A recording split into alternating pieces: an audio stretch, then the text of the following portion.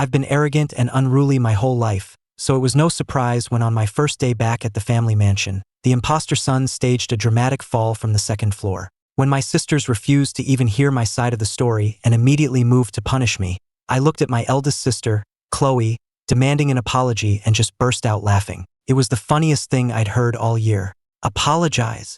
I slammed my palm down on the table. The solid marble tabletop cracked on the spot, sending a terrifying fissure straight through the entire thing. If I really wanted him dead, do you think you'd have a chance to protect him? I'd have folded him in half and stuffed him in a suitcase by now. Anything else? If not, I'm leaving. Go check the security cameras if you're so bored. That massive thing on the wall isn't just for decoration, is it? And cut the devoted siblings act. It's nauseating. Anyone who didn't know better might think there was something sordid going on between the four of you. Without another word, I turned and walked toward the front door of the mansion. I slammed it shut with deliberate force. With a deafening crash, the double doors were ruined. The left one teetered on its hinges, while the right one crashed to the floor. After I left, the four of them in the living room looked completely shell-shocked. The two-faced imposter, Spencer, was genuinely terrified this time. He quickly composed himself, putting on a hurt expression. Sisters, did you hear that? My brother said he's going to kill me and stuff me in a suitcase. But right then, all three of them were silently staring at the cracked table, then looking up at the demolished front door. The room was dead silent. The second I was outside, I regretted it. I was flat broke, without even a place to stay. I'd never had to worry about money before and had never bothered to save. Now I had no idea where to go. After mulling it over, I figured I might as well go back and tough it out. No sooner had I thought it than I did it. I turned around and stormed right back into the Anderson mansion. Chloe started to walk over, ready to challenge me. Not so tough now, are you? But she stopped dead in her tracks when she saw the marble fragments littering the floor. Back in my room, I started taking stock of my assets. I thought I had at least $10,000 in savings, but a quick check of my account revealed a balance of $438. The number was just insulting. I shook my head with a bitter laugh and started to seriously consider my options. Aside from being a decent student, I was pretty much useless. Whatever, I decided to sleep on it. A few hours later, a furious pounding on my door woke me up. I stumbled out of bed, a scowl on my face, and went to open it. What the hell are you knocking for? Outside was Chloe, wearing her usual sour expression. She opened her mouth to speak, but I cut her off. Spit it out or get lost. Don't interrupt my sleep. I'm in a foul mood right now, and if it weren't for the law, I'd beat you senseless. Facing her younger brother, Chloe was a little intimidated, but she steeled herself and said, Mom and Dad want to see you. I gave a lazy grunt of acknowledgement and shuffled out. As soon as I hit the hallway, I saw Spencer with his tear-streaked face and Mr. and Mrs. Anderson, their faces ashen with rage. That confirmed everything. Ethan, look what you've done. Mr. Anderson's face was dark with fury as he was the first to lash out. We were kind enough to bring you home, and this is how you repay us? Who asked for your fake kindness? I shot back. Who told you to bring me here? Did you ever bother to ask what I wanted? It's not like I was begging to come back. You're going to be the death of me. Mrs. Anderson trembled with rage, pointing a shaky finger at me as if she were about to pass out. Quiet! Mr. Anderson bellowed before she could continue, his fists clenched at his sides. I maintained my cavalier attitude. Why should I shut up? If you couldn't afford another kid, you shouldn't have bothered finding me, only to bring me back here to lecture me. What's that supposed to mean, Ethan? Chloe was the first to react. Who gave you the right to talk to our parents like that? Didn't your foster parents teach you any respect for your elders? I lunged forward, grabbing Chloe by the collar and roaring hysterically, You want a scene? Let's have one. I've got all the time in the world. Do you have any idea what my life was like? I couldn't even go to school. I spent my days washing clothes and cooking, getting beaten and screamed at for the smallest thing. If I made a mistake, I didn't get to eat. I shook her violently, letting out years of pent-up fury. It's a miracle I'm even alive, and you have the nerve to stand here and criticize me? Did you think I was living a life of luxury? I kept yelling, then backhanded Chloe across the face, so hard that no one dared to come near. Mr. and Mrs. Anderson rushed to pull me away, but I had completely lost control, smashing everything in sight like a cornered animal. Get the hell away from me! I screamed. I never want to see any of you hypocrites again. The Andersons were all stunned into silence, having never seen me this unhinged. You treat your enemy's son like a prince and me like dirt, and now you're asking me why I'm acting out? It was like a dam had broken. I poured out years of misery and resentment, not stopping until I had nothing left to say. Well, so much for the new furniture. Seeing them all too terrified to speak, I decided it was time for my masterstroke. I cleared my throat and laid my cards on the table. Here's the deal. Give me $5 million, and I guarantee I'll disappear from your lives forever. Whether I live or die, it'll have nothing to do with you. Do we have a deal? $5 million. I ran the numbers in my head. It was enough to live comfortably for years, and I'd be completely free of this toxic family. It was the perfect transaction. Mr. and Mrs. Anderson exchanged a look, their eyes filled with a complex mix of emotions. Then, as if on cue, they both turned to look at the trembling Spencer.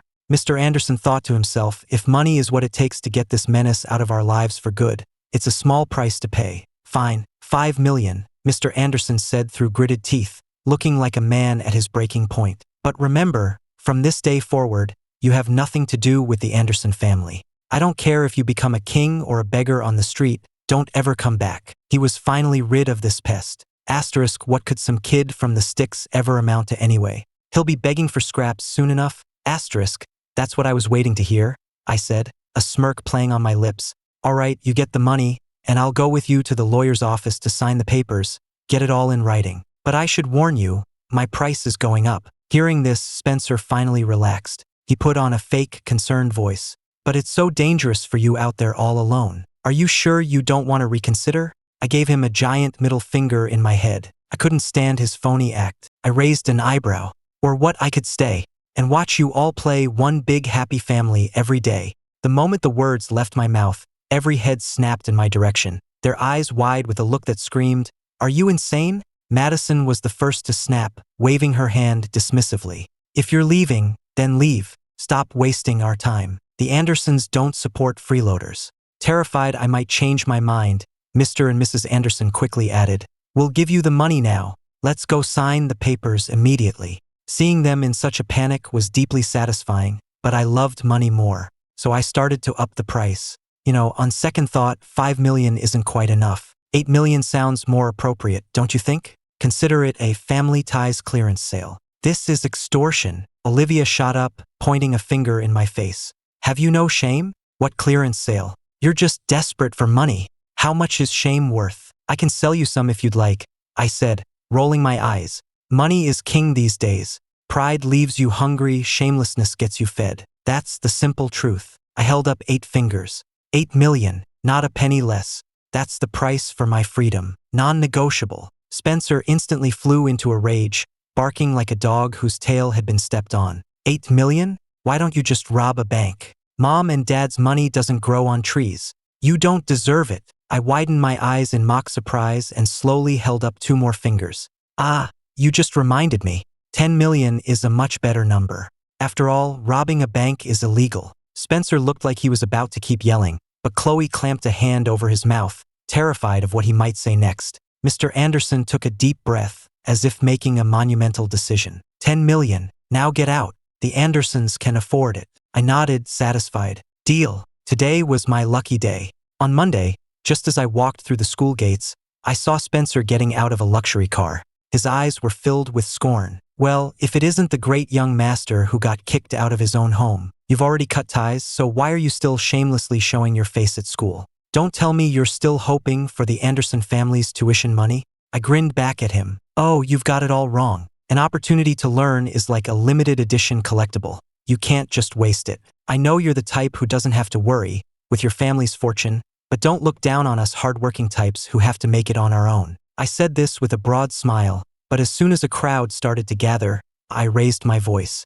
I already gave you my spot as the Anderson heir. What more could you possibly want? You're the one who was switched at birth, the imposter, and now you want to take away my right to an education. That's just cruel. I took a step forward as I spoke, putting on my most weak and helpless expression. If you just let me stay in school, I'll get on my knees and beg you right now. I've already given you my place as the true son. What more do you want? Do you have to drive me to my death to be satisfied? As soon as I said that, the students around us immediately started whispering among themselves. Oh my God, so the rumors were true. Spencer is actually an imposter. And he's so cruel, he forced the real heir out. If that were me, I'd have been so ashamed I would have disappeared. How can he still show his face? I guess he got addicted to the rich kid lifestyle. He can't accept that he's just a knockoff. The color drained from Spencer's face. He clearly hadn't expected this move and scrambled to explain. That's not what happened. He took $10 million from the family and cut ties voluntarily. I never forced him to do anything. I was laughing internally, but on the outside, I looked completely helpless. I'd even put a couple of drops of saline in my eyes beforehand. I looked at the crowd, my eyes red-rimmed. You were the one who staged that fall, but you insisted I pushed you. The whole family took your side. What was I supposed to do? I had no choice but to leave. This performance caught Spencer completely off guard. Is Ethan insane? He thought. Asterisk after turning the house upside down. Now he's playing the victim? It's sickening. Asterisk that day. The story of the imposter son bullying the true heir spread like wildfire. All the people who already disliked Spencer flocked to my side to show their support. When Spencer saw this in the classroom, his hand holding his pen was shaking with rage. He looked like he wanted to kill me right then and there. Life was pretty good for me now. Not only were classmates constantly offering to help me out, but even the teachers gave me special attention. This was all because I had shocked everyone by scoring first in the grade on a pop quiz. When the results were posted, Spencer was completely dumbfounded. He stared at the grade sheet, muttering over and over, "Impossible. Absolutely impossible." He couldn't wrap his head around it. In his mind, I was a failing student who could barely complete his homework. How could I transfer to an elite academy in Beverly Hills and suddenly score the top grade? He must have cheated, Spencer thought, absolutely certain. There was no other way. He immediately stormed into the teacher's office and declared, "I want to report Ethan for cheating." The teacher, Mr. Davis, had already heard the rumors about me. His expression soured. "Do you have any proof, Spencer?" "Of course." Spencer pulled out his phone and showed him photos of my old homework. I saw his schoolwork when he first came to live with us. There's no way he could get first place. He was always at the bottom of his class. Mr. Davis took the phone and carefully examined the problems and my answers. Judging by the number of mistakes in the photos, it did seem highly unlikely that I could have placed first. The teacher's face grew dark. He stood up and said coldly, "I will get to the bottom of this." With that, he turned and headed for the classroom. Watching him go, Spencer smirked. Asterisk, you think you can get away with this, Ethan? Just you wait. Asterisk, Mr. Davis walked right up to my desk, Spencer's phone in his hand. He scanned the room, ensuring all eyes were on us, before speaking in a severe tone. I have always admired diligent students. Their grades are a testament to their hard work and intelligence. However, if those grades are achieved through dishonest means, that is an entirely different matter. As he finished, his sharp gaze fixed on me, as if trying to see right through me. He lowered his voice. "Ethan, why don't you tell us how you managed to get the top score?" I calmly met his gaze and answered evenly, "What is there to explain, sir? I earned that grade myself." Mr. Davis seemed displeased with my answer and glanced at Spencer. Spencer immediately took the cue and pulled down the projector screen. Mr. Davis quickly connected the phone and projected its screen onto the board. It was a picture of a worksheet I'd done a month ago, covered in red X's. "This was your homework from a month ago," Mr. Davis said, pointing at the screen. "You were making mistakes on simple problems like these.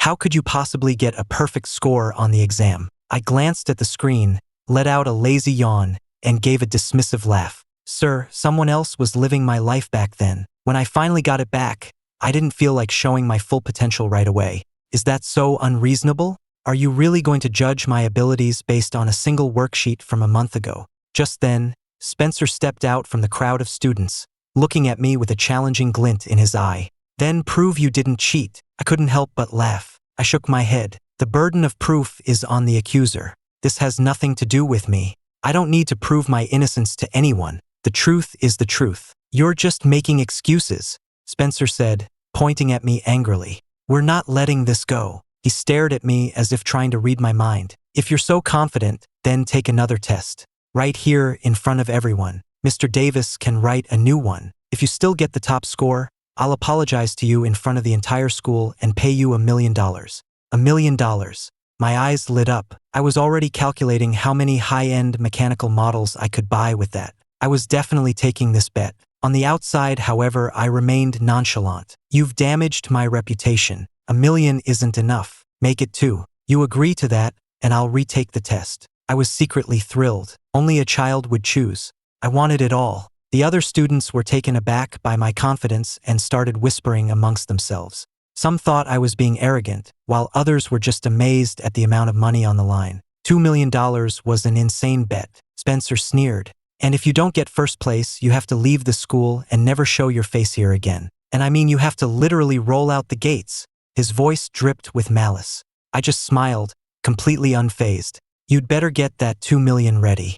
I've got this all on video, so don't even think about backing out if you lose. If I'd known making money was this easy, I would have run this scam a long time ago. Maybe I should take over their research projects next. If Spencer was worth 2 million, I wondered how much the others would fetch.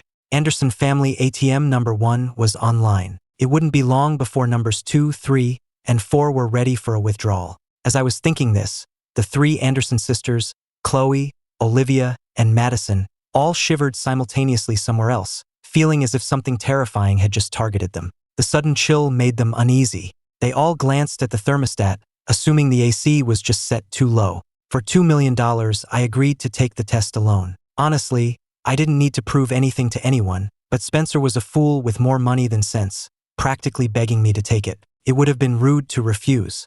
Mr. Davis offered me the full 3 hours, but I just waved him off confidently. An hour is plenty. My tone made it clear this was no big deal. I became a human answering machine, the pen flying across the page. For me, taking a test wasn't a challenge.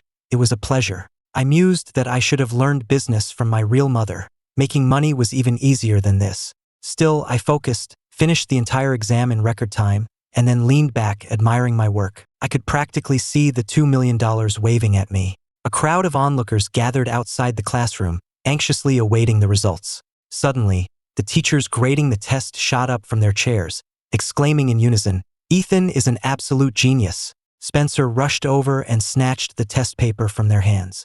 He looked it over again and again, his expression shifting from disbelief to shock, and finally to utter despair. He stumbled backward, muttering, "Impossible. How could he get a perfect score on everything?" The news hit the crowd like a bombshell, and everyone erupted in conversation. Whoa, a perfect score on everything. He must have been sandbagging on the last test. Totally. He was probably afraid people would accuse him of cheating if he did too well. Spencer is just jealous that the real heir is smarter than him, and Mr. Davis suspected him just based on Spencer's word. That's messed up. I stood to the side, secretly pleased. I had proven my abilities, earned $2 million, and exposed Spencer for the snake he was. It was a win-win-win. Spencer, on the other hand, looked like he'd just swallowed a bug, his face a mask of pure disbelief. Spencer stormed up to me, his teeth clenched in anger. He was so agitated his lips were trembling as he spoke. "How could you get a perfect score?" I lazily glanced up at him, my expression bored. "Is it really that surprising? Ever heard of a concept called studying? Unlike some people, I don't just coast through life." I was laughing to myself. This had played out perfectly. The teachers who overheard this were all thinking the same thing. What an incredible actor. They'd never seen a student so brilliant and hardworking, and they couldn't praise me enough. Seizing the opportunity, the honors class teacher, Ms. Miller, shot a challenging look at Mr. Davis. "Don't you think it's a bit rash to suspect a student like that? Jumping to conclusions based on a single accusation." Then she turned to me, her eyes filled with admiration. "Ethan, you should transfer to my class. I can guarantee you won't have to deal with any of this nonsense there." I smiled politely. "Thank you for the offer, Ms. Miller, but I have some personal business to attend to first." With that, I walked calmly over to Spencer and stated my terms. $2 million, and a public admission that you slandered me out of jealousy, followed by an apology. Spencer's face was a mask of fury, but he had no choice. He pulled a checkbook from his pocket. "Here's your money, but if you think I'm going to apologize, you can forget it." I took the check with a cold smile. "Fine, no apology." Before he could react, I slapped him twice across the face. Such a handsome face. It's a shame the skin is so thick. It would be much better if it were a little thinner. Everyone in the room was stunned. I, however, just shook out my hand as if nothing had happened. "Wow, your face is so thick it actually made my hand sting." Then I turned to Mr. Davis and said with a serious expression, "Your baseless accusations have caused me a great deal of distress. Therefore, I've decided to accept Ms. Miller's invitation and transfer to the honors class." The room erupted. Mr. Davis's face went pale, while Ms. Miller beamed with delight. News that I'd hit Spencer spread like wildfire, quickly reaching Chloe. The bell for third period had just rung when she stormed up to the honors classroom, yelling, "Ethan, get out here right now. Who do you think you are, bullying Spencer?" Spencer, who was with her, kept his head down, his face a mask of resentment. But when he looked up, he put on an expression of pure victimhood, saying weakly, "Chloe, it's really not his fault." Inside the classroom, I didn't even look up. I just listened to the drama unfolding at the door, finding the whole thing laughable. My new classmates couldn't stand it. "Spencer is such an actor," one whispered. "He's the one who accused Ethan of cheating, and now he's playing the victim. Didn't he promise to apologize in front of everyone and pay $2 million if Ethan was innocent? He paid the money but refused to apologize, and now he's trying to flip the script. The guy has no shame." Chloe heard every word. She stopped, walked right into the classroom, and demanded with a stern face, "Who were you just talking about? What exactly happened?" One of the students couldn't resist speaking up, his voice dripping with sarcasm. "Your thick-skinned little brother, Spencer. Ethan got first place on the last exam, so Spencer accused him of cheating. He demanded that Ethan prove his innocence or apologize in front of the whole school and pay $2 million. Chloe was visibly stunned. She turned to stare at me, her eyes wide with surprise. "You got first place? I didn't even look up from my book. If it wasn't me, was it you? If you're gonna have a meltdown, do it after class. You're disturbing everyone." Then I went back to my textbook. A second later, Chloe was dragging Spencer out of the room. I was surprised she didn't make a bigger scene. Out in the hallway, Chloe asked Spencer with a grim expression, "Is what they said true?" Feeling his sister's piercing gaze, Spencer decided to double down. "You'd rather believe a bunch of strangers over me?" he cried, his voice full of manufactured hurt. "I'm the one who got bullied, and you're questioning me?" With that, he turned and stormed off. Chloe didn't follow him. Instead, she went to the principal's office. When she finally understood the whole story, that I had indeed earned first place with a perfect score, a look of genuine shock crossed her face for the first time. She was still in a daze as she left the administration building. This academy was one of the best in the country. Getting a perfect score was almost unheard of. After school, I ran into Chloe again at the main gate. She blocked my path as soon as I stepped outside. I looked up, annoyed. "If you have something to say, say it. You're in my way." "Ethan," Chloe said, her tone like she was interrogating a suspect, "why didn't you tell us you were such a good student?" I knew her type all too well. In the original novel, she was the classic snob who judged everyone. I crossed my arms and smirked. "What's it to you? Were you going to give me a cash prize or something?" Chloe gritted her teeth. "If Mom and Dad had known you were this smart, they never would have let you leave." I looked at her like she was an idiot. "Who cares? Getting paid to leave wasn't good enough? You should really get your head checked. Now stop being an eyesore." With that, I pushed past her and walked away, leaving Chloe standing there in stunned silence. My new custom-built PC was waiting for me when I got home. As soon as I had it assembled, I booted it up and, with my system's help, looked up Chloe's current research project. When I saw she was working on semiconductor development, I had to laugh. What a coincidence. This was my specialty. Without a second thought, I started drafting a paper. In the years I spent with my real mother, when I wasn't studying, I was in her lab, tinkering with high-tech equipment. As soon as the paper was done, I submitted it to the university's research group. The very next day, the head of the university's research division came to see me personally. "I've read your paper," he said. "It's brilliant. There are some concepts in it that my team is still trying to wrap our heads around. To further this research, I'd like to formally invite you to join our group." That was exactly what I'd been waiting for. I accepted on the spot. The moment I joined the lab, I showed them what I could really do. Modifying the timing crystals, adjusting the parameters, it was all child's play for me. I tried to remember how my mother used to do it. As I worked, a key step came back to me. Right, I had to resize the die first. After I was done working my magic on the fabrication machine, everyone just stared, completely dumbfounded. Chloe's friends linked arms with her, teasing, "I hear that's the real Anderson heir. How could your family ever let a genius like that go?" "Shut up," Chloe snapped, pushing her friend away, but her eyes never left me. When the performance test results came back, the entire lab was in an uproar. The chip I had designed was incredibly fast, rivaling the top commercial chips on the market, and even outperforming them in some areas. "Ethan, you're incredible. You're a genius." Everyone was looking at me with pure admiration. I just smiled. "I just enjoy tinkering with this stuff. Your lab had the materials, so I thought I'd give it a shot." This was the second time I had left Chloe completely stunned. She walked over to me, her expression complicated, and asked the question that was burning in her mind. Did you do this on purpose? I gave her a placid smile. On purpose? Your lab posted the recruitment notice 3 days ago. I cut ties with your family a week ago. What am I? A psychic? I gave Chloe a sideways glance, my expression saying it all. Asterisk, how could you even think that? You were willing to accept a loser like Spencer, but you can't handle the idea that I might actually be a genius. Asterisk, I shot back. Chloe searched my eyes but found no trace of anger, not even a hint that I cared. She turned and walked out of the lab. I stood there, watching her leave, a faint smile playing on my lips. Asterisk, she can't even handle this? What's she going to do later? Asterisk, the research value of this chip was significant enough to attract government funding. Since I had developed it on my own, no one else even suggested sharing the credit. Chloe watched all of this, gritting her teeth in frustration. Why, she thought, I've worked for years and gotten nowhere, and he, the outcast, does it effortlessly? I held the funding agreement and smiled. Actually, I'm happy to share my findings. I'll make the research data public for everyone to study. The patent, however, is mine. The moment I finished speaking, the lab erupted in applause. The news spread through the Anderson family like wildfire. The usually arrogant family members were, for once, completely stunned. Ethan is certainly full of surprises, Olivia said, shaking her head. She refused to believe I could have accomplished something like this on my own. He must have stolen our research somehow. Chloe slowly rose from the sofa, her gaze sharp and determined. You're all wrong. He developed that technology right in front of us.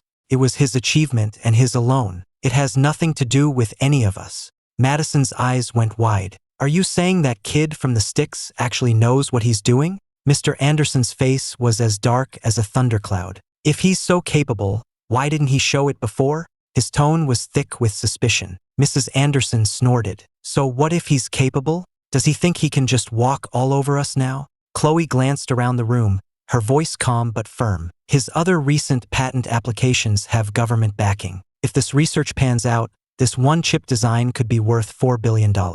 And if we want to use it, we'll have to pay him royalties. $4 billion, Mrs. Anderson cried out, clearly shocked by the number. He's doing this just to spite us, isn't he? Spencer hid in the corner, his eyes burning with jealousy. He clenched his jaw, a bitter resentment welling up inside him. Asterisk, why? Why does everything come so easily to him? Asterisk, at that very moment, I was lounging comfortably on my balcony with a cup of coffee, watching the ugly expressions on the Andersons' faces via my system's feed. I couldn't have been more pleased. They were certainly a dramatic bunch. I grinned and started compiling some data. It was time to send a little gift to the two genius Anderson sisters. That's right, it was time to stir the pot again. First, I sent Olivia a detailed report that clearly outlined the flaws in her medical research and provided viable solutions. When she read it, she was completely floored. She refused to believe it could have come from me. Meanwhile, Madison received a new proposal for her own tech project. It not only solved her immediate problems but also laid out a clear path for her future research.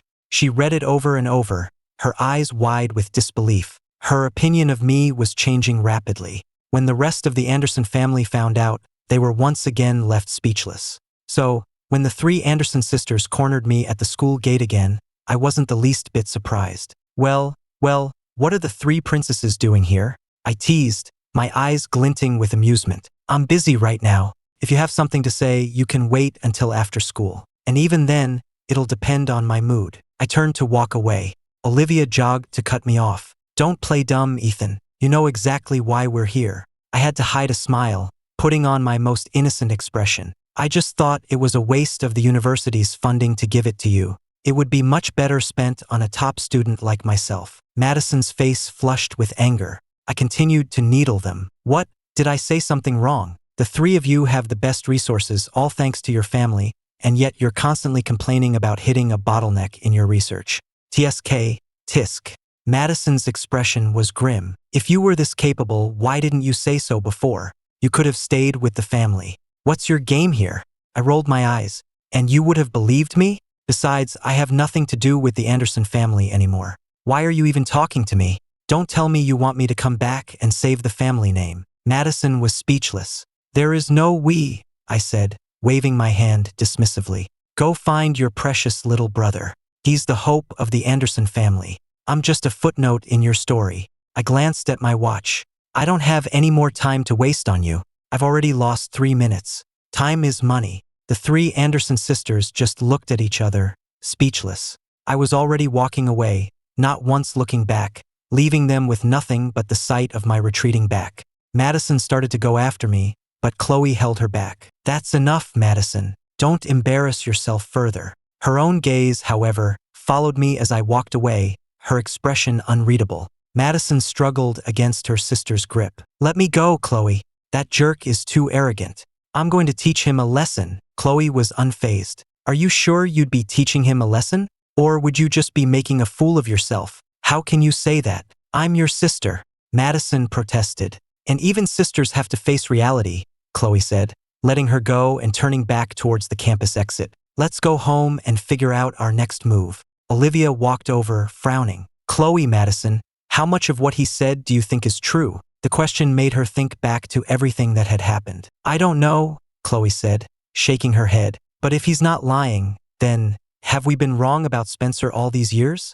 Is it possible Ethan really doesn't care about the inheritance? That he's not trying to compete with Spencer? Madison got worked up again. Of course he cares. That kid is a schemer. Don't fall for it. A schemer. Chloe laughed softly. I think you're the one who's being naive. Chloe. Madison pouted. Just then, Spencer emerged from around a corner. Watching his sisters argue filled him with a sense of irritation. My recent accomplishments had made me famous, and university recruitment offices were falling over themselves to make me offers. I turned them all down, telling them I already had plans. The principal of my academy was baffled. Ethan, these are incredible opportunities. Why are you turning them all down? I just smiled. I enjoy the process. The outcome isn't that important to me. The principal could only shake his head in resignation. Spencer, meanwhile, was not having a good time. After the cheating scandal, no one wanted anything to do with him. Everyone had seen his true colors. And with me being so popular, even the Anderson sisters were trying to get my attention. Who had time for Spencer anymore? Spencer sat in the classroom, clutching his phone, his heart filled with a burning hatred. He stared down at a photo of me on his screen, and then, with a grimace, he forwarded it to a group chat, his eyes filled with venom. Whoever can get rid of this guy, I'll pay 10 million. The group chat exploded. Get lost. This one's mine. The offer was too tempting to resist. Spencer added more fuel to the fire. And I'll guarantee you safe passage out of the country, a clean break. That sealed the deal. Many in the group were already getting excited, their eyes gleaming with greed, imagining the new life that awaited them. As a result, I was cornered by a group of thugs on my way home. Spencer had chosen the spot well. It was a blind spot for all security cameras, the perfect place to commit a crime. The leader, a brutish-looking man, rubbed his hands together and grinned. Ethan, you could have picked a fight with anyone, but you had to go and piss off our client. You're just asking for it. I glanced around. He was right, not a camera in sight. I stretched lazily, a smirk playing on my lips. Looks like you boys are about to experience a new world of pain. Ah, listen to this kid, someone in the crowd yelled. Get him, boys. The rest of them swarmed me. I asked my system internally, this doesn't count as bullying, right? They started it. The system paused for a moment, as if seriously considering the question. It probably doesn't count. I grinned, pulling a 5-foot steel baseball bat from my system inventory. I rested it on my shoulder, a dangerous glint in my eye. Step right up, folks. First come, first serve. The thugs saw the bat and froze, their eyes practically bugging out of their heads. I didn't give them time to react. I swung the bat in a wide arc, and the alley filled with a symphony of screams. Ooh, that one's going to leave a mark, I taunted as I swung. He'll be laid up for a few months, I bet. The thugs were all screaming in agony, their earlier bravado completely gone. I showed no mercy, swinging the bat like a man possessed. I took them on one by one, two by two, my movements clean and efficient like a one-man army. Gradually, the number of attackers dwindled, while the number of men writhing on the ground grew. The once menacing thugs were now pale and trembling, looking like they'd seen a ghost. Spencer never said this kid could fight like this, one of them groaned. He's not a student, he's a damn movie action hero. Realizing they were outmatched, the thugs immediately lost their nerve. They all dropped to their knees, begging for mercy. Please, man, have mercy. We were just paid to do a job. We had no choice. I pulled out my phone and started recording, my expression cold. If you were hired, then tell me who hired you. One of the thugs glanced at his fallen comrades. then made a decision. It was Spencer. He said he'd give us 10 million to get rid of you and arrange for us to leave the country. I raised an eyebrow. That's just your word. Do you have any proof? The man fumbled for his phone. Yes, right here. Look. The phone screen clearly showed a screenshot of a chat from Spencer's Instagram account. 10 million to take him out. I'll get you out of the country. The evidence was undeniable. I nodded, satisfied, stopped the recording, and put my phone away. Then I turned and walked out of the alley. The thugs watched me go, not daring to even breathe too loudly. I walked out of the alley in a great mood, whistling as I headed for the Anderson mansion, looking for all the world like I didn't have a care. In the Anderson living room, Spencer sat on the sofa, eavesdropping as the three sisters discussed me. His expression grew darker and darker, a bitter jealousy churning in his stomach. Meanwhile, Mrs. Anderson, having heard that top universities were vying for me, was in a foul mood. Look what you've done, she said sarcastically to her husband. Think of the opportunities we've lost. I told you we shouldn't have gotten rid of Ethan. Mr. Anderson slammed his hand on the table and shot to his feet, his face red with anger. Now you're blaming me? As I recall, you were all for it when we kicked him out. Listening to his adoptive parents argue, Spencer felt more and more like an outsider. He'd thought my return would be a minor inconvenience, but reality had hit him like a ton of bricks. He gave a cold, secret smile. After tonight, that person will be gone forever. He almost laughed out loud at the thought. But he waited, and there was no news from the men he'd hired. They should have been done half an hour ago. Spencer grew restless, his fingers drumming nervously on the arm of the sofa.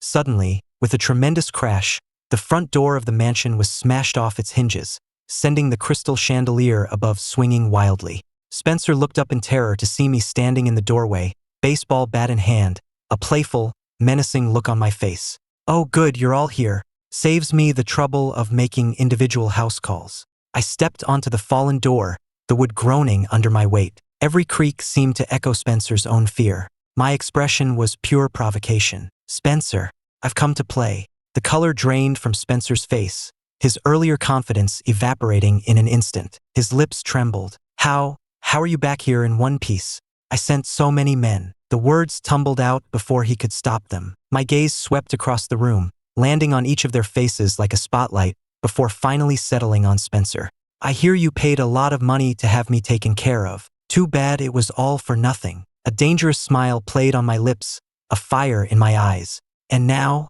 I have a score to settle with you. Spencer's face was ashen. He trembled uncontrollably, frozen in place. He wanted to run, but his legs felt like they were made of lead. I advanced on him, step by step, swinging the bat so it whistled through the air, the metal catching the light in a cold, menacing arc.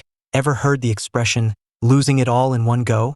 I bet you're starting to understand it now. Everyone else in the room was frozen in shock, too afraid to intervene. They could only watch. The moment Mr. Anderson saw me, his face hardened. Even with my recent success, he would not allow the outcast son to set foot in his house again. He glared at me and said coldly, "What are you doing here? You're not welcome. Get out." I scoffed and rolled my eyes. Tisk, didn't I already tell you?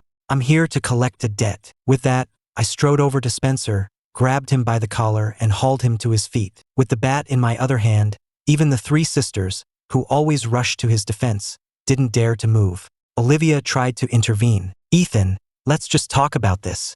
Before she could finish, I silenced her with a single command, "Shut up!" I shot her a look that silenced her completely. I yanked Spencer so close our noses were almost touching. "Spencer, I left this family, but you still won't leave me alone. You're like a dog with a bone. What's your problem? Are you just that obsessed with me? Or are you just so insecure that you know you'll never truly have my place, and it's driving you insane?" I gently patted his cheek, then slapped him hard across the face. The sharp crack of the slap echoed through the living room. Spencer went flying like a rag doll, landing in a heap on the floor. The others started to move, but I scraped the end of my bat along the hardwood floor, the sound screeching through the room. I scanned their faces. "Anyone else want to try? I'll make sure you leave on a stretcher." My cold, menacing tone made the hair on their arms stand up. The air in the room went still. Spencer clutched his already swelling face, his eyes a mixture of terror and hatred. He scrambled backward, screaming, "Ethan, murder is illegal. You can't kill me." I raised an eyebrow, a sarcastic smile on my face. "Oh, so you know murder is illegal? Then why did you hire people to kill me?" I walked toward him, each step deliberate and heavy, my eyes glinting dangerously. Spencer was trembling, but he still tried to deny it. I didn't. I just wanted them to teach you a lesson. His voice trailed off. I laughed, my eyes turning to ice. A lesson? That's a bold claim. I know all about your little schemes. You had me followed. You tried to have me killed. Today, we're settling the score. I tapped the end of the bat on the floor. Mr. Anderson finally seemed to grasp the gravity of the situation. Ethan, he roared, this is the Anderson house. You will not act this way here. I just laughed, my voice dripping with sarcasm. The Anderson house? Who gives a damn? I'm just here for a little justice. The metal bat gleamed under the chandelier. Mrs. Anderson spoke up hesitantly. Ethan, maybe this is all just a misunderstanding? A misunderstanding? I burst out laughing, a bitter, hollow sound. What misunderstanding? Mr. Anderson said, pulling his wife back. You make one more move and I'm calling the police for trespassing. I shrugged. Go ahead. As it happens, I have something for them too. Just as Mr. Anderson was about to dial 911, Spencer lunged forward and knocked the phone from his hand. Don't call them, he shrieked. Mr. Anderson stared at his adopted son, shocked. Why not? I smiled and unlocked my phone. He's too scared to say, so I'll say it for him. The recording played, filling the living room with the thug's confession, naming Spencer as the mastermind. With every word, the color drained from the Andersons' faces. The sisters' eyes were wide with shock. Mr. and Mrs. Anderson's expressions shifted from disbelief to fury, and finally, to crushing disappointment. Spencer was pale and trembling, tears streaming down his face. Dad, I had my reasons, you have to believe me. I didn't mean for it to go this far. Dad, please listen to me. I let out a lazy yawn and stretched. Well, I'm exhausted. The score is settled. I'll be handing this evidence over to the police. The rest is up to you. I turned to leave. Behind me, Spencer's desperate cries echoed through the room. Dad, help me. I don't want to go to jail. It was a moment of weakness. I know I was wrong. He crawled over to me, his face a mess of tears and snot, looking like a pathetic beggar. Brother, I was wrong. Please just give me one more chance. I'll never do it again, I swear. I laughed sarcastically and shook his hand off me, my eyes filled with disgust. Don't touch me. I watched his pathetic display with a sneer, as if watching a bad actor. Seeing me about to leave, Spencer turned to Mr. Anderson in a panic. Dad, he cried, I know I was wrong, but please, for all the years I was a good son, please help me. I was just jealous. My brother and sisters are all so brilliant. I just wanted you to be proud of me too. Listening to his adopted son's pleas, Mr. Anderson's resolve softened. He frowned, a look of conflict in his eyes. After a moment's hesitation, he finally spoke. Ethan, what will it take for you to let this go? I smiled a knowing smile and held up one finger. $1 billion, I said slowly. Mrs. Anderson flew into a rage. Are you insane, Ethan? $1 billion? You might as well just rob a bank. Her voice was shrill, her eyes wide with fury. I clicked my tongue, a playful glint in my eye. Don't want to pay? Fine by me. After today, when the news breaks that Spencer hired a hitman, and that the Andersons raised such a monster, you'll lose a lot more than $1 billion. And that's not even mentioning the school bullying scandals. I shrugged. Since you're not interested, I'll be on my way. I turned and headed for the door. Mr. Anderson broke out in a sweat. Wait, he called out. $1 billion, it's yours. He took a deep breath. But you have to guarantee none of this ever gets out. I turned back, a smirk on my face. I can only speak for myself. As for the rest, I shrugged. Who knows? You should ask around at his school. See what other good deeds your precious son has been up to. Mr. Anderson's eyes went wide with disbelief. What did you just say? He asked, his voice trembling. The color drained from his face. I just smiled, tapping the bat against my palm. You can find out the rest for yourself. It's not my story to tell. I rubbed my fingers together, a sly look in my eye. Just get the money to me, and this chapter is closed. After all, the money was what I was really after. Mr. Anderson's face was a mask of grim resignation. He let out a heavy sigh. The money will be in your account within 3 days. Give me the number. His voice was a mixture of suppressed rage and utter helplessness. I quickly sent him my account information, a triumphant smile on my face. Since we have a deal, I'll be going. With that, I turned and left, leaving the Anderson family staring after me in stunned silence. The room was deathly quiet. My system was stunned. His real mother didn't care about money at all, it mused. Asterisk, how did the host turn out to be such a money grubber? This is straight up extortion. Asterisk, the moment I was gone, all eyes in the room turned to Spencer. He had stopped crying, but the panic in his eyes was unmistakable. Spencer, what have you done? Chloe was the first to speak, her voice colder than he had ever heard it. She had always been his staunchest defender, but now, she looked at him as if he were a complete stranger. At her sharp tone, Spencer froze, then his face crumpled and the tears started again. I was just a kid. Everyone always said I wasn't like the rest of you. Dad, Mom, Chloe. I know I was wrong. I really do. He looked at them with wide, pleading eyes, like a puppy that had just been scolded. But this time, no one was falling for it. Madison and Olivia exchanged a look of shared disappointment and anger. The brother they had cherished for so many years had suddenly become a monster. We'll deal with you after we find out the truth, Mrs. Anderson said, giving Spencer one last cold look before turning and heading to her bedroom. Her shoulders slumped with a weariness that went beyond physical exhaustion. She couldn't understand how she had raised such a child. Spencer collapsed onto the floor, clutching his head in his hands. How did it come to this? He whispered, his voice filled with despair. This isn't how it was supposed to be. He had thought he was in control, but now he realized he had only been fooling himself. Thinking about the $1 billion that was about to hit my account, I was so excited I could have danced. This was a massive windfall.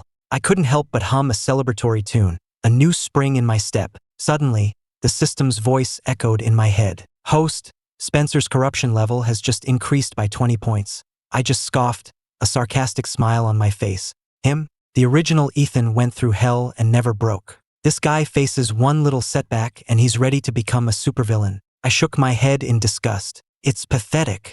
I muttered to myself, asterisk, how could someone like him ever be the protagonist of a story? Because of his fake, innocent act. It's a joke. Asterisk, the system sensed my thoughts and offered a quiet suggestion. Perhaps the protagonist was just lucky. My eyes lit up. I nodded. Good point. In this world, luck is a skill in itself. 3 days later, Mr. Anderson asked to meet me at a cafe in downtown Los Angeles. When I walked in, I saw him hunched in a corner booth, his brow furrowed, looking like he hadn't slept in days. The moment I sat down, he got straight to the point. Ethan, you knew about all this, didn't you? If you're willing to come back home, the Anderson inheritance is yours. I slowly stirred my coffee, watching the swirl in the cup. Does it matter when I found out? I looked up, my gaze steady and proud. As for the Anderson inheritance, I'm not interested. If I wanted to, I could build 10 fortunes of my own. Mr. Anderson's eyes widened in shock. He clearly hadn't expected such a firm refusal. He struggled for words. Ethan, about the past, Stop, I cut him off. The past is the past. Leave the inheritance to someone who actually wants it. As the Andersons dug deeper, Spencer's misdeeds were uncovered one by one, like lifting a rug to reveal years of filth. Bullying classmates, tormenting weaker students, the list of his offenses was long and shocking. Protected by the Anderson name, he had always been untouchable. When the final report was laid out, a chill went through the Anderson family. Mr. Anderson's hands trembled as he held the papers. He rushed home to find Spencer casually scrolling through his phone. A surge of rage washed over him, and he slapped him across the face. You monster! How could you do these things? Spencer clutched his stinging cheek, his eyes wide with shock and confusion. Then his shock turned to rage. Is this because I'm not your real son? Because I'm not a money-making genius like him? Is that why you're treating me like this? His voice trembled. He couldn't understand how the father who had always doted on him could suddenly turn on him like this. You promised you'd never let anyone bully me, Spencer cried, his eyes red-rimmed. So why are you doing this now? He was confused and bitter. Had all their promises been lies? Olivia looked down at Spencer, who had collapsed onto the floor, her eyes filled with a cold disappointment. She looked at him as if he were a stranger. She walked over and slapped him again. The sharp sound echoed through the room. You call this being bullied? You're the one who's the bully. Her voice was sharp and final, like a judge delivering a verdict. Spencer was stunned. He stared at Olivia, tears welling in his eyes, his lips trembling. I didn't, he started to say, but the words died on his lips, empty and useless. Didn't you? Mr. Anderson threw the folder of evidence at his feet, the papers scattering across the floor. The proof is right here. Take a look at all the good you've done. Spencer's hands trembled as he picked up the scattered pages. As he read, the color drained from his face, the light in his eyes fading with every word. When he finished the last page, he dropped to his knees, sobbing. Dad, Chloe, I know I was wrong. I really know. Please, can you forgive me just this once? I wasn't thinking straight. Everyone turned away, unable to even look at him. He turned to Mrs. Anderson, a final, desperate hope in his eyes. Mom, you always loved me best. Please, forgive me. Don't call me Mom, Mrs. Anderson said, her face twisted in disgust, as if she were looking at something vile. I can't believe what kind of monster I've raised in my own home. You're not even human. Mr. Anderson and Olivia looked at his broken form. Despite their anger, they couldn't help but feel a pang of pity. After all, they had known him for so many years. Spencer, you have to take responsibility for your actions, Mr. Anderson said, his voice heavy, his expression conflicted. There is no place for you in the Anderson family. Spencer's eyes widened in disbelief, as if he'd just been told the world was ending. Dad, what do you mean? He stammered, his voice shaking. Mr. Anderson looked at him, his voice cold and even. It means, from now on, you can go live with your biological parents. You are no longer welcome in this house. He had always thought his adopted son was clever. He never imagined he could be so foolish. Spencer looked as if he'd been struck by lightning. He froze, his expression unreadable. Then, he snapped back to reality and began to wail, a heart-wrenching, desperate sound. Mom, Dad, you can't abandon me. I don't want to go back. I won't go back to live with those poor, pathetic people. He cried and screamed, his voice high and shrill. He crawled over to his sisters, begging them to intervene, his face a mess of tears, but they just kicked him away. Undeterred, he crawled to his adoptive parents' feet, pleading, Mom, Dad, please, don't make me leave. He was kicked away again, this time landing flat on his face. I watched the whole family drama unfold on my system's feed with great amusement. It's a real dog-eat-dog world, I mused. And they're all losing. The system suddenly chimed in cheerfully. Host, the Anderson family's regret level has reached 25.7. I raised an eyebrow in disbelief. They actually have the capacity for regret? Don't tell me my mission is to max out their regret meter. That's just twisted. Can't I just solve this problem more directly? The system nodded solemnly, like a student answering a teacher. Asterisk, you've guessed correctly, host. The objective is to raise their regret level to 100. Asterisk, I rolled my eyes. This is the worst mission ever. Other hosts get to beat up villains, and I'm stuck here farming regret points. Watching Spencer get tossed around by the Andersons like a soccer ball, I couldn't help but smile. Well, Spencer. Look at you now. Not so arrogant anymore, are you? Go on, keep showing off. The drama continued. Spencer was thrown out of the house, left to stand alone at the gate, crying like a lost child, while the Andersons watched from the window as if he were a complete stranger. I watched the scene unfold, a deep sense of satisfaction washing over me. The news that Spencer had been expelled and disowned by the Andersons hit the school, and then the wider community like a hurricane. The once adored heir had fallen from grace, a shooting star crashing into the mud. It was quite the reversal of fortune. And through it all, I remained an island of calm, going about my business as usual. Just after school one day, Chloe rushed up to me, a placating smile on her face. Ethan, Mom and Dad said they miss you. They want you to come home for a visit. I glanced at my watch and gave her a polite but distant smile. I'm afraid I don't have time. I have a seminar with my professor. Sorry. Without another word, I walked to the sleek sports car waiting for me at the curb, its paint job gleaming in the California sun. As I got in, I deliberately rolled down the window and said to Chloe, my tone casual, I have nothing to do with the Anderson family. Even if I were dead, I wouldn't want you at my funeral. Chloe was stunned into silence. She clearly hadn't expected me to be so harsh. Her lips moved, but no sound came out. I floored the accelerator, and the engine roared to life. The car was gone in a flash. The scene was witnessed by half the student body and instantly became the talk of the campus. Some admired my decisiveness, while others thought I was being cruel. Either way, I had everyone's attention. Now that's a real heir, people would say.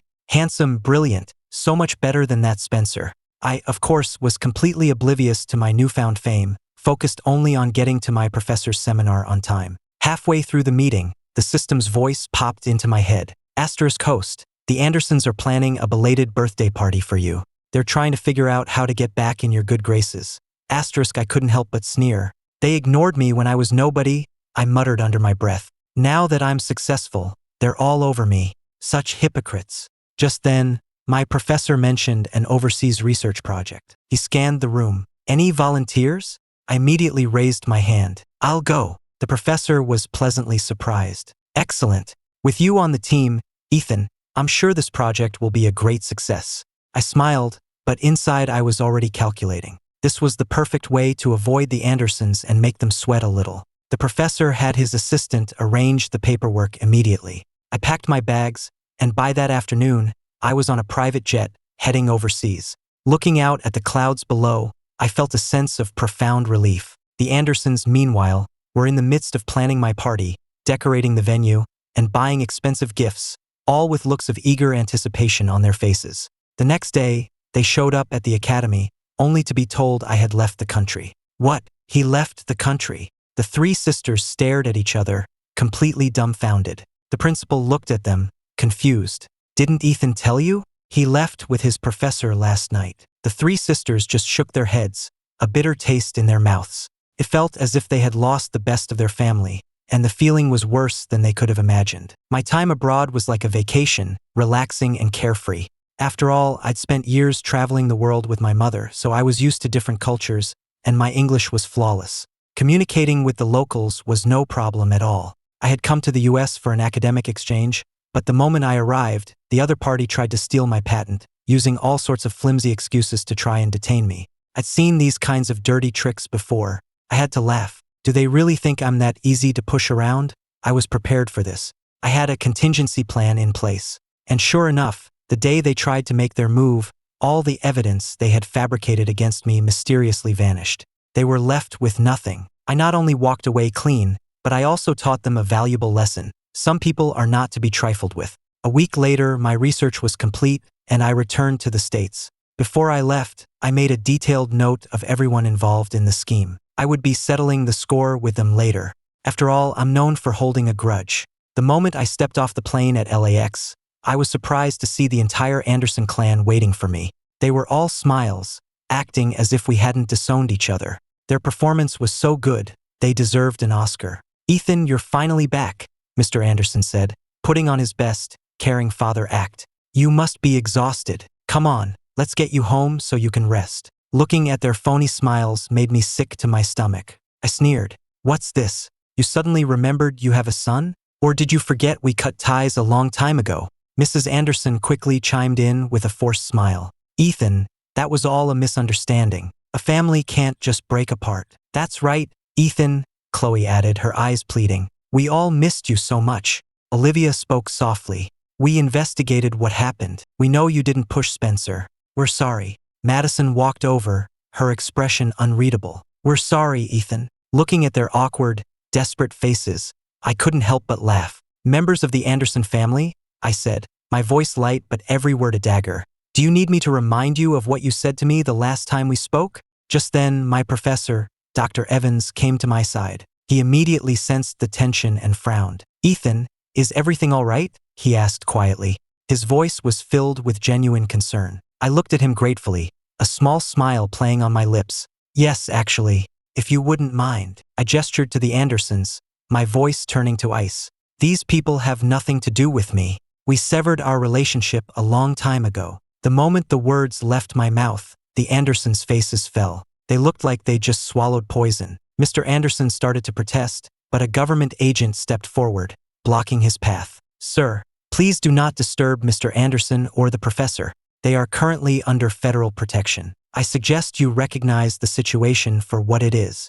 The agent's voice was calm, but left no room for argument. Mr. Anderson's face flushed with anger. That's my son. What do you mean, recognize the situation? I can't even speak to my own son. His voice was thick with outrage. The agent responded calmly. Apologies, sir. We have seen the legal documents terminating your parental rights. We are simply following orders. Please don't make this difficult. That shut him up. He could only glare at our retreating backs, his eyes practically shooting fire. Well, are you happy now? Mrs. Anderson immediately started in on her husband. You've driven away your own son. I told you Spencer was a bad seed, but you wouldn't listen. I drove him away? Mr. Anderson roared back, his face turning purple. Were you not there that day? Did you say a single word to stop it? Mrs. Anderson glared back, her own eyes blazing. You didn't object either. And now you're trying to pin it all on me. The argument escalated, turning from shouting to shoving, and finally to an all-out brawl, right there in the middle of the airport. The whole thing was caught on camera by a reporter from TMZ. The video went viral instantly, with headlines like, "Billionaire Anderson's brawl at LAX over disowned son." The comments section was a goldmine. "This is better than any reality show," one user wrote. The crowd of onlookers ate it up. In the distance, Spencer watched the whole thing unfold, a bitter taste in his mouth. He had never gone back to his biological parents' home. He refused to. Why did they get to live their lives, while he was left with nothing? The more he thought about it, the angrier he got. And when he saw me, the true heir, his jealousy burned white-hot. He couldn't understand why everyone was so impressed with me. Was it just because I was smart and could make money? Spencer gritted his teeth. I can do that too, he thought. In the car, Dr. Evans looked at me, my expression serene, and sighed. With parents like that, are you really okay? His eyes were filled with pity. The story of the Switch sons had been all over the news. I just smiled, my gaze untroubled. Some people just aren't meant to be parents. If the connection isn't there, it's better to just sever it completely. I spoke with a maturity that belied my age, and even the professor seemed moved by my words. Some people just don't deserve to be parents, he sighed, his voice filled with a sad resignation. I nodded silently. He had spoken the truth that was buried deep in my own heart. The wound had scarred over long ago. 3 days later, I secured 3 new patents. The news was another blow to the Andersons' already tarnished reputation. The more successful I became, the more the media dredged up the story of how they had chosen the imposter over their real son. The internet had a field day, joking that the Andersons had traded a prize racehorse for a donkey. The hashtag Ethan Anderson's revenge shot to the top of the trending list on Twitter, causing the Anderson family even more public humiliation. The 8th time I ran into Olivia, I finally snapped. My calm facade shattered. What is wrong with you people? I demanded, my brow furrowed in frustration. I told you I want nothing to do with you. Why do you keep hounding me? I shot her a furious glare. While their regret level of 45 was satisfying, being harassed every day was getting on my nerves. They sent everything from bizarre gifts to homemade lunches. At first, I would offer a polite refusal, but eventually, I just started avoiding them. But they were relentless, finding new ways to get things to me, like actors in some never-ending drama of repentance. Public opinion online began to shift. They've already admitted they were wrong, some people commented. Does he have to be so cruel? But others were quick to fire back. They were quick enough to disown him. Now that he's successful, they're crawling back. It's pathetic. My words left Olivia speechless, her face pale, her eyes dark with frustration. Ethan, we've tried everything. What more do you want from us? Did I ask you to apologize? I laughed, a harsh, humorless sound. We have a legally binding document severing our ties.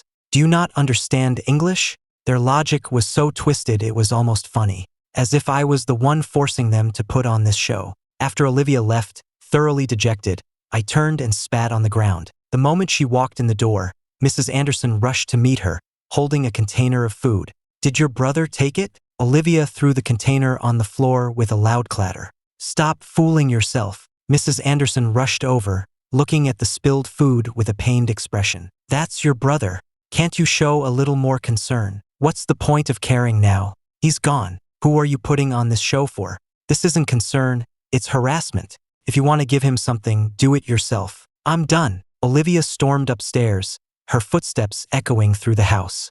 Mrs. Anderson was left standing in the foyer, muttering to herself, how can she talk to me like that? She bent down to pick up the container, a heavy feeling in her chest. She knew they had hurt him deeply, but why was it so hard to make things right? I watched Mrs. Anderson cleaning up the mess on my system's feed, my expression cold and unmoved. I knew exactly how the original Ethan had been treated in that house, how his every attempt to connect had been seen as a pathetic attempt to curry favor. Now, they were just getting a taste of their own medicine. A small, cruel smile played on my lips. Just then, the system's voice chimed in. Host, Olivia's regret level has dropped to 20. I raised an eyebrow. Dropped by 25? Interesting. Some people just couldn't handle a little rejection. But it doesn't matter, I said with a careless smile. The system just said the total regret level has to reach 100. It didn't say whose. If I have to, I can just start over with someone else. The system seemed amused. You have a great attitude, host. Of course, I said with a cocky grin. You can't survive in this world without one. Before I knew it, it was the day of the SATs. I was the first one to finish, and as I handed in my test, I casually remarked, that was too easy. And sure enough, when the results came back, I had a perfect score. During the inevitable press interviews, I didn't miss the opportunity for a little jab. I owe it all to my family, I said with a saccharine smile. If it weren't for their constant neglect and disapproval, I never would have had the motivation to succeed. In the audience, Mrs. Anderson's face went pale, her expression a mixture of hurt and confusion. Chloe shot a worried glance at her mother, then stormed onto the stage, glaring at me. Ethan, you've gone too far. Mom is right there in the audience. How could you say something like that? I just grinned, my eyes filled with scorn. Can't handle the truth? Was what you all did to me not 100 times worse? You brought that on yourself. Chloe shot back, her voice hard as steel. I nodded. You're right. I did bring this on myself. That sent Chloe over the edge. She clenched her fists and charged at me, her eyes blazing. I sidestepped her clumsy attack and delivered a sharp roundhouse kick that sent her flying across the stage. The entire auditorium was stunned into a dead silence. I slowly turned, my expression twisting into a snarl. You want to hit me? You think you're worthy? To hell with this stupid mission, I muttered, grabbing a sledgehammer that was part of a stage display. I dragged it behind me, the sound of the metal scraping against the floor echoing eerily through the silent auditorium. I stood over Chloe and brought the hammer down next to her head. The day I came back to this family, you told me everything belonged to Spencer, that I should be grateful you even let me in the door, and that I shouldn't expect anything more.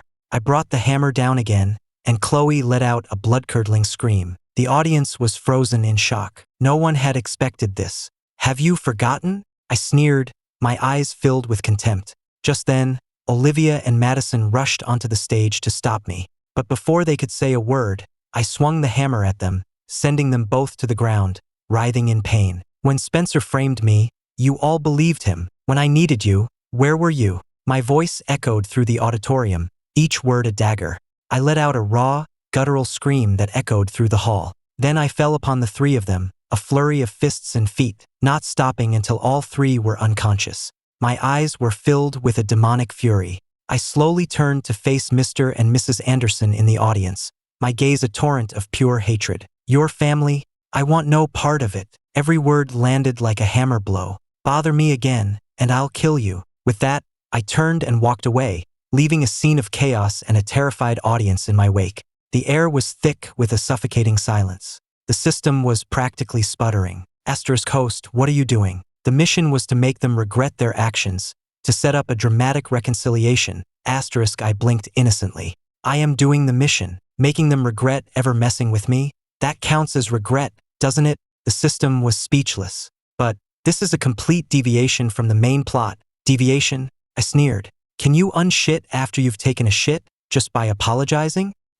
Good point. Please don't say it again. As the video of my rampage went viral, the entire internet was buzzing about the Anderson family. People talked about their cold indifference to their own son and their sudden, desperate attempts to win him back now that he was successful. The consensus was that the Andersons were shameless, money-grubbing hypocrites, begging for forgiveness without ever acknowledging their past cruelty. Are the Andersons insane? Comments like this were everywhere. Public outrage against the family was at an all-time high. To make matters worse, internet sleuths dug up every dirty secret from Spencer's past. One scandal after another hit the Anderson family, and their reputation was utterly destroyed. The string of negative press had a direct impact on the family's company stock. In a single day, their market value plummeted by over $3 billion.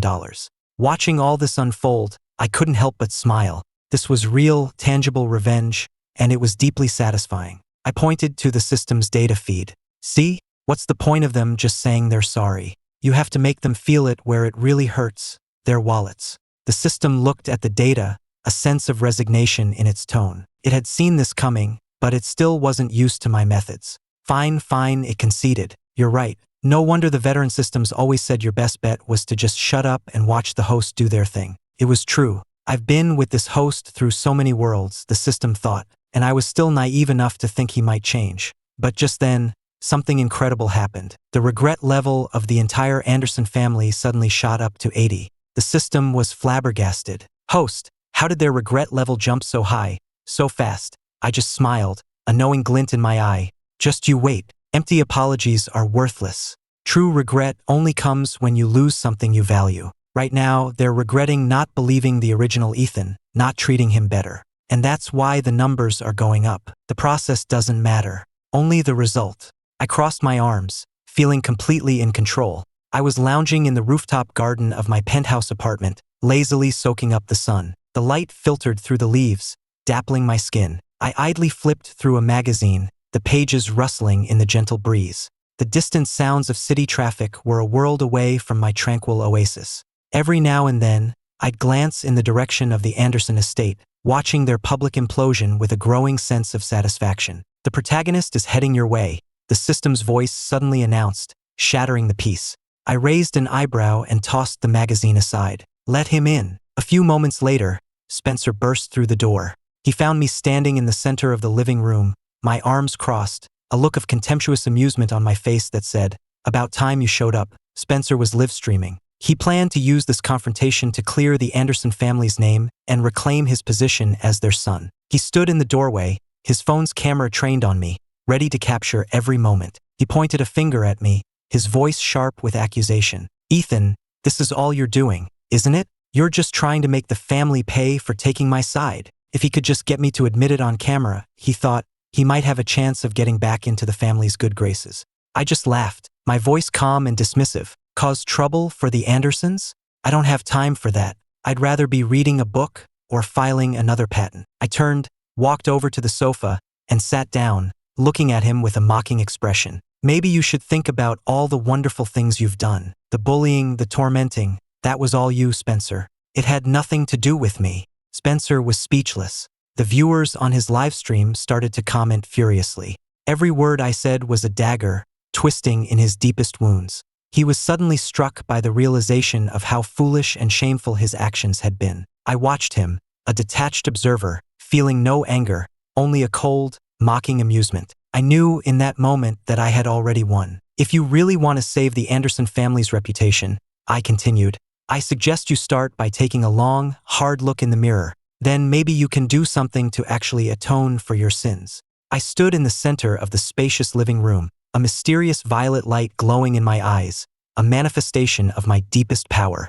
A cryptic smile played on my lips. But that's not what you're really thinking, is it? I said softly. My voice was a hypnotic melody that hung in the air. Spencer's eyes went distant. At my words, as if compelled by an unseen force, he began to speak his true thoughts.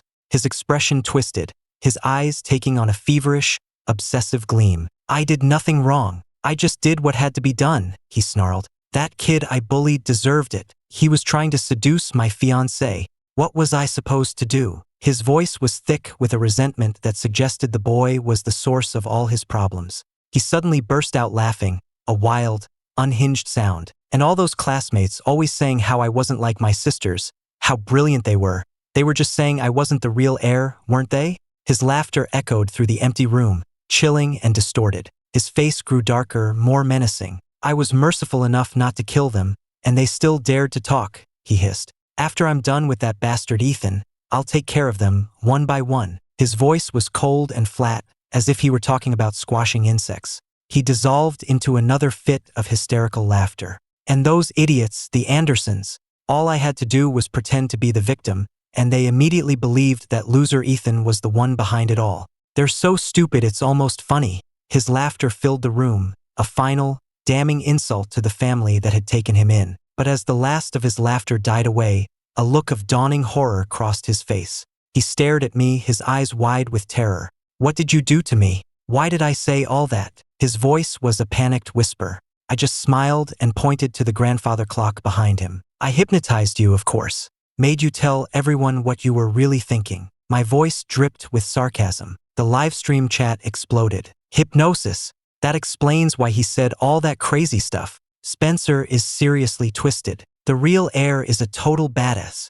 Seeing the look of pure panic on Spencer's face, I couldn't help but laugh. Spencer snapped back to his senses, realizing with a jolt of horror that the live stream was still running. A single, insane thought filled his mind. He was going to take me down with him. He lunged at me, his eyes red with fury. But what he didn't know was that from the moment his live stream had started, he had been flagged as a potential threat. Before he could even reach me, he was tackled to the ground by federal agents. "Mr. Spencer, you are under arrest for assaulting a federally protected individual. Please cooperate." "Let me go," Spencer screamed, struggling against their hold. "I'm going to kill him." The agents held him fast. "You threatened Mr. Anderson again, and we are authorized to use lethal force." By now, everyone knew that the true Anderson heir was not just a rich kid, but a genius of national importance. His safety was a matter of federal concern. Spencer thrashed on the ground, his face a mask of pure hatred. Why? Why does he get to be so perfect? In the end, Spencer was sent to prison on multiple charges, the most serious of which was the attempted assault of a federally protected asset. In prison, as fate would have it, he ran into the father of a girl he had once bullied. The man and his friends gave Spencer some special attention. His life became a living hell, a daily cycle of torment and regret. The Andersons, having seen the live stream, started up their apology tour all over again. But I remained cold and distant. I had seen through their hypocrisy long ago, and their apologies meant nothing to me. After the scandal, the Anderson family's reputation and fortune took a massive hit. Within a few weeks, their company was in a steep decline. 3 months later, they declared bankruptcy. Of course, their business rivals were more than happy to pick at the carcass.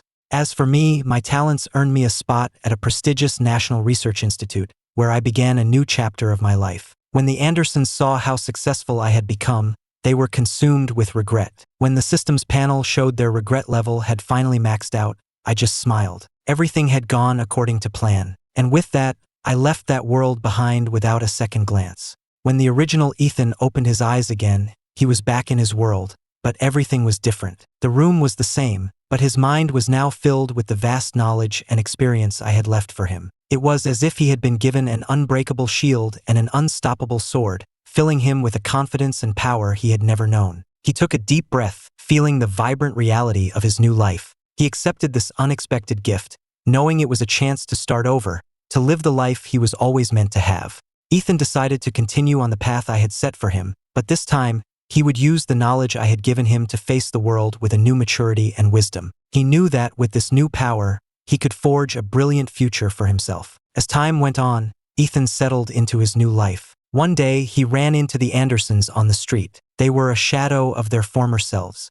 After their fall from grace, no one wanted anything to do with them. The three sisters, who had once used their power to bully and torment others, especially those who had crossed Spencer, now found themselves the targets of that same cruelty in their own workplaces. Their lives were miserable. Seeing them in such a pathetic state, Ethan felt a strange mix of emotions.